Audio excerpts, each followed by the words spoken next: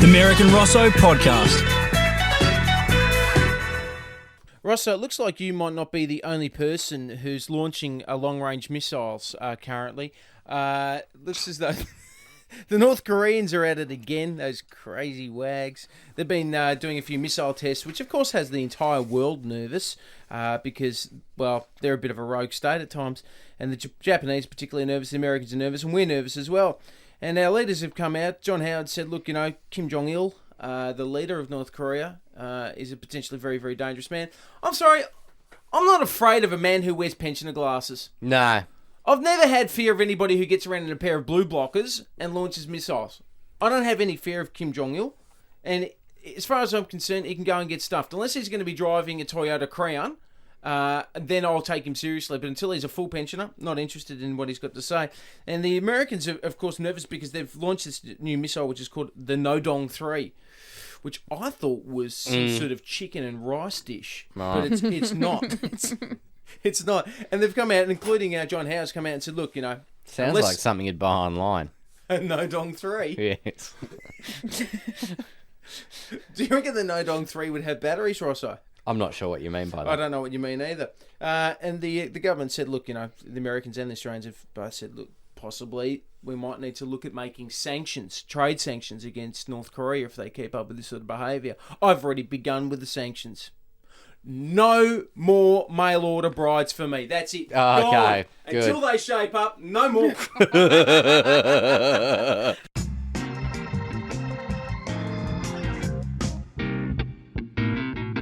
Time to take some time out to talk about the term of the week, which is Turkey Slap. Infamous now because of the Big Brother scandal. That's almost not a scandal. It's obviously worked in Channel 10's favour as far as publicity goes, and as always, networks are always about copycats. Absolutely. And the Channel 7's had a look at this and decided to put turkey slapping into a few of its hit programs just to give them a shot in the arm. Yep. Have a listen to this. Previously on 24. Mr. Bauer, Lynn McGill from Division. You're no longer a suspect in President Palmer's murder, but while you're here, you will need this. Yep. The turkey slapping doesn't stop there, though. Sunrise in focus now, and Koshi's got joke of the day. That's great. Oh, that's a great time to take. Sunrise on 7. Oh, didn't I love it? There. Not the only one that Mel. Channel 7's using. Are you crazy? You think I want to break out of here? I had to test you. See if you could keep a secret. You want a secret? I got a secret for you, Fish. Not in prison break. Yes. No. And finally, Desperate Housewives. Carlos, what are you doing? Oh, hi.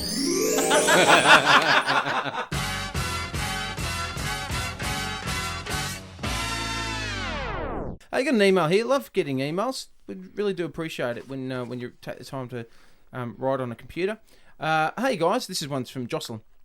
Just want to say you are absolutely fantastic.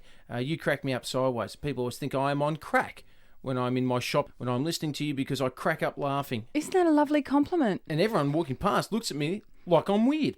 Thanks very much. I actually made most of that up. I sort of docked it out. Interesting thing here. It says, keep up the great work, and can you possibly give my florist a plug? I've recently opened and need to get out there, so if you can, it's called Flirtatious Florals.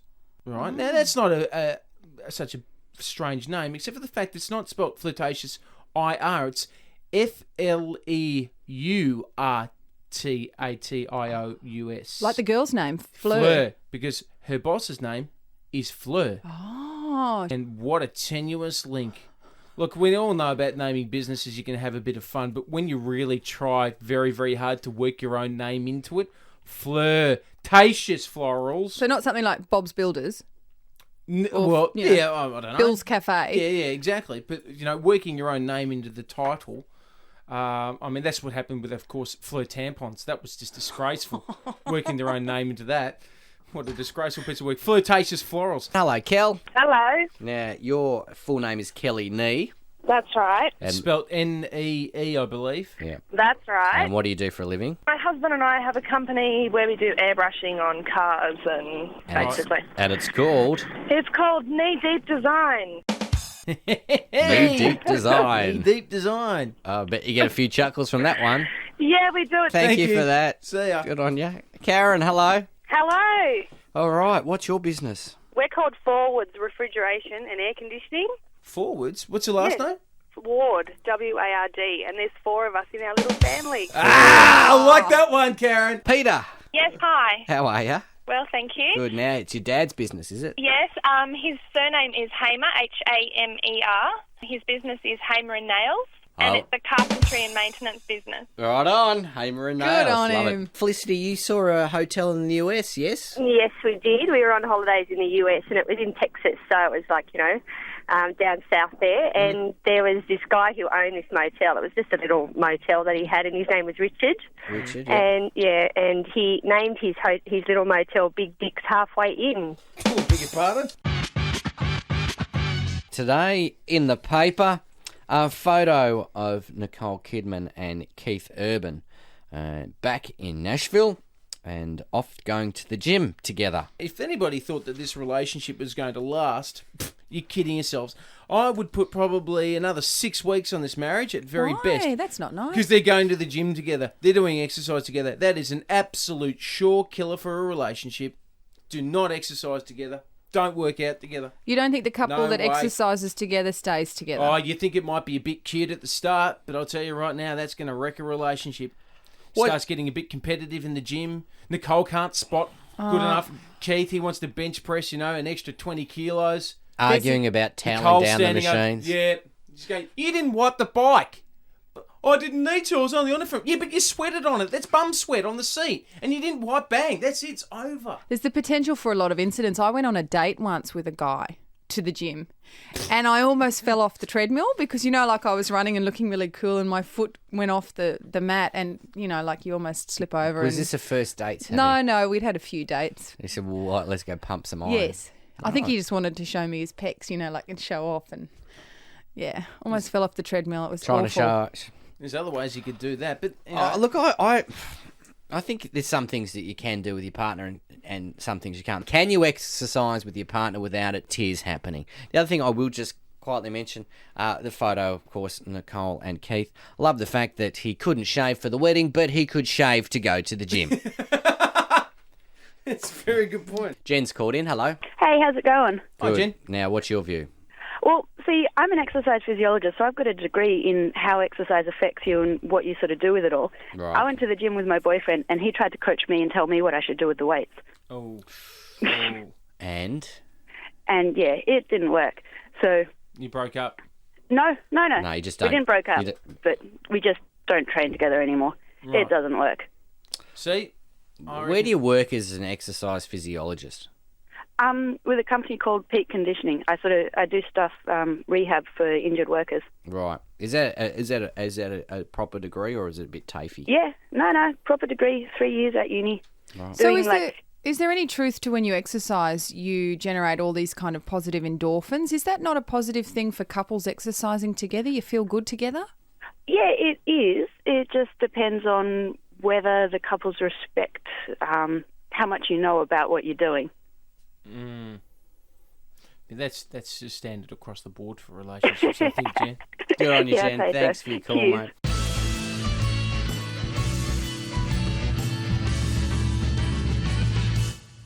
In America at Lake Tahoe in Nevada, look, there was a baby bear and it jumped in the back of a vintage red Buick convertible and munched on the owner's barbecue chicken and jalapeno pizza. Yum. Awesome. Just sitting in there. There's photos of it on the web. The vehicle's owner said the cub apparently washed down the pizza with a swig of Jack Daniel's mixer, some vodka, and a beer taken from a cooler. They're canny these days. They're evolving, the bears. And it was pressing on the It was pressing on the horn while it was doing it, and didn't Beeping the car and horn. wasn't scared at all. Didn't scare It's itself. the funniest thing. It's like a cute bear that could still kill you, but eating pizza, Kicking back. kicking back. That's the funny thing about the bear. The bear can be so amusing at times and so cute, and yet at other times it can be incredibly dangerous and aggressive. You know, it's like that guy, the bear guy, who went off and lived with them for a little while, and he was talking about how tops and mates he was with them, and then one day they just went, bit overeating salmon, I might eat Gary's face off. So they did, and then they ate his girlfriend just to prove the point. But, you know, it's sometimes good bears can go bad, but if you had one in the car, how do you shoo one out of your car? You don't. You let it do whatever it wants to do in your car. But if it's eating your pizza, that's a violation for starters, and it's drink driving technically too, behind the wheel, Rosso. Do you know how many cans did you say it had? It had a few mixed drinks, didn't it? Well, be over 0.05 3 or behind something. the wheel. We'll find out in a second. We're just we're going to talk to Jerry Patterson live from the States. Jerry's the guy who took the photo that you can see online, which is a great photo of the bear sitting in the front seat of this vintage red Buick convertible, and Jerry will tell us all about it. And I'll tell you straight away, this is not Merrick putting on a voice. No, it's not. This is actually the real guy. G'day, Jerry. How are you? Yeah, you're breaking up a little bit. I'm on my cell phone, and I'm on Highway 80. Can you hear me now? We can. I love Highway 80. Now, tell us, where were you when you saw this bear in the car? Well, I was sitting in my brother's place at the top of Kingsbury Grade, where he has a house at. And I was sitting there, and the pool is right across the street, and I heard a commotion. I heard people screaming, and saw people running through the parking lot. And when I looked out, I saw a bear. A bear was coming through the parking lot, and he proceeded to a convertible, a vintage convertible, and he got into the convertible to get a pizza. How long did it sit in the car for? Well, he said this whole episode, it was about 20 or 25 minutes, because he ate the pizza and drank some beer and drank a few drinks that was left in there, and the people were screaming, and I ran out and started taking pictures. I ran up to the car and went around the car and started taking pictures. And then after he finished the pizza, he left, and he walked over and hid behind the dumpsters. The guy that owned the vintage car came out to see if there was any damage, and he was inside the car, and the bear came back and jumped in the car again. Again? And the guy got out of the car and walked around behind it, and then the bear got out of the car and went to the rear of the car, and then he finally left. This whole episode, it was about 25 or 30 minutes. Coming up, we'll continue our chat with our mate Jerry Patterson.